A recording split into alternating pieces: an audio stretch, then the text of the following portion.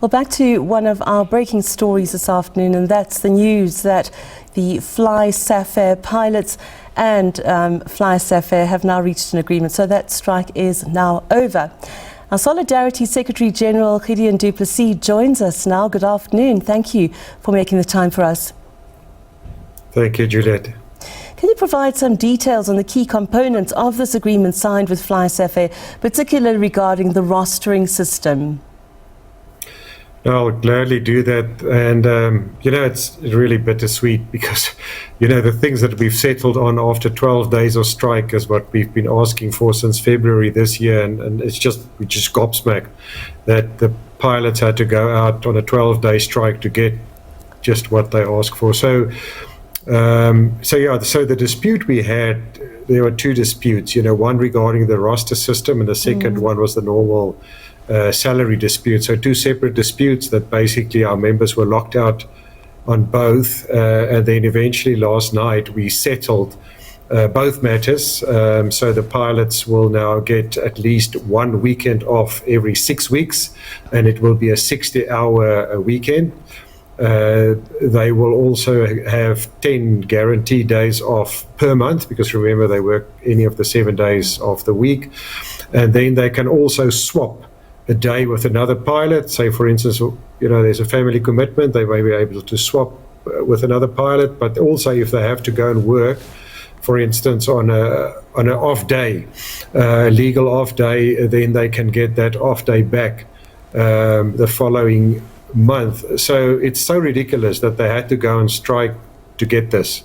The company must have lost hundreds of millions of rands. The pilots have lost 12 days of remuneration to get what we ask for, not only for a long time, but prior to the strike. We said, just give us this and the strike is over. There's no need for a strike.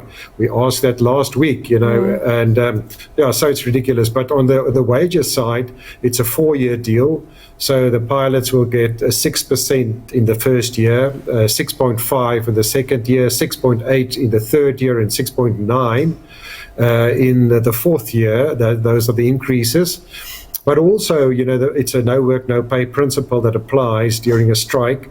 And to soften that blow, they will also get a once-off payment of 15% of their monthly salary, plus their 5 leave days that they can cash in. So it's a bittersweet deal. But in the end, it was like a silent or a non-violent revolt of the pilots, because the company didn't want to listen to them. But Juliet, I'm just so glad that at least the strike is over.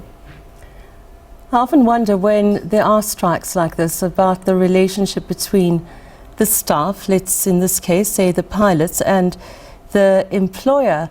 How do you think that relationship is now? Obviously, it's a little bit battered and bruised. Do you feel like that relationship could strengthen going forward? I'm very concerned, Juliet. So beforehand, it was a very strained relationship, and that was part of the reason, I think, why we were unable to settle any of these matters. And then at one stage, I asked our members, there's so much tension between you and senior management. If you have to describe the company culture in one word, and then the next moment, the first replies that I received, they said dictatorship.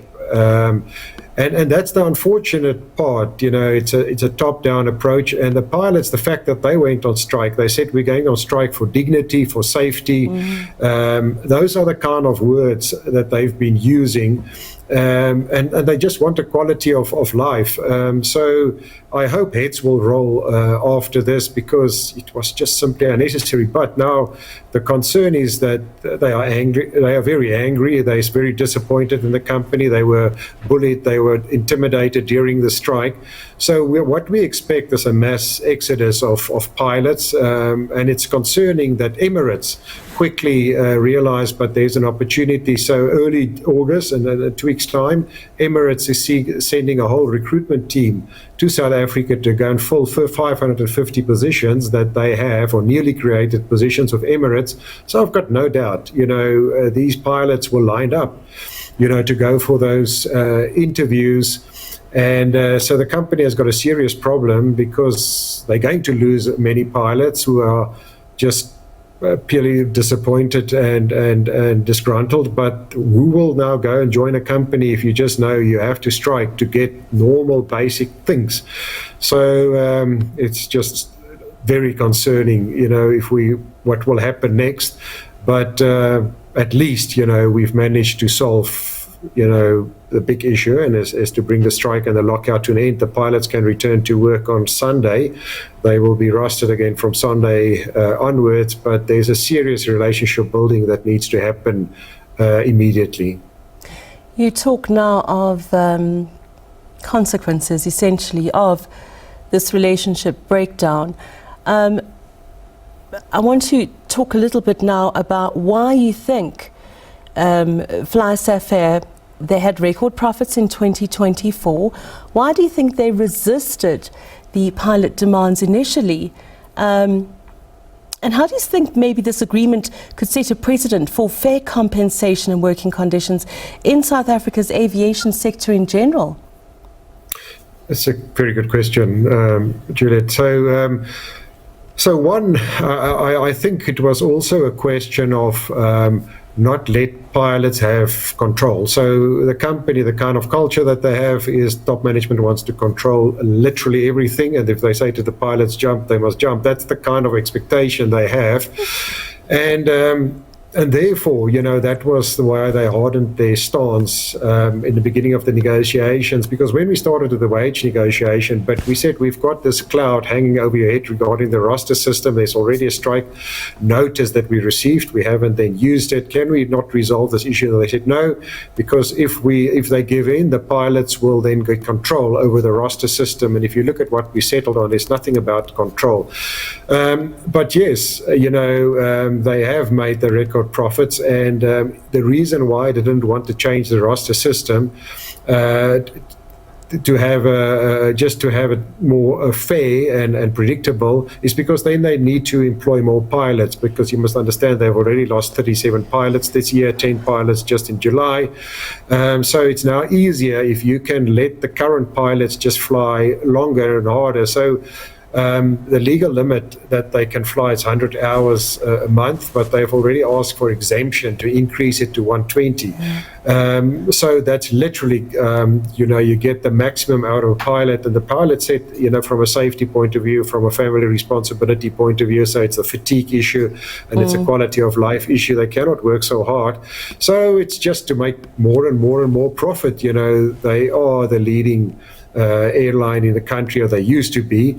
And I think it's greed. It was purely greed. And as I said, if dictatorship is the kind of leadership style, that most probably, it was a perfect storm. And that's why the pilots wrote also the open letter where they just a plea to the public and said, please understand. So, the company needs to do some serious introspection on the way forward. And if heads doesn't roll, then I don't understand, how do they then deal with this crisis again in future? That was Gideon du Plessis, Solidarity Secretary-General, just chatting to me now about that agreement that FlySafair and pilots have reached, and the complications of it and the way forward.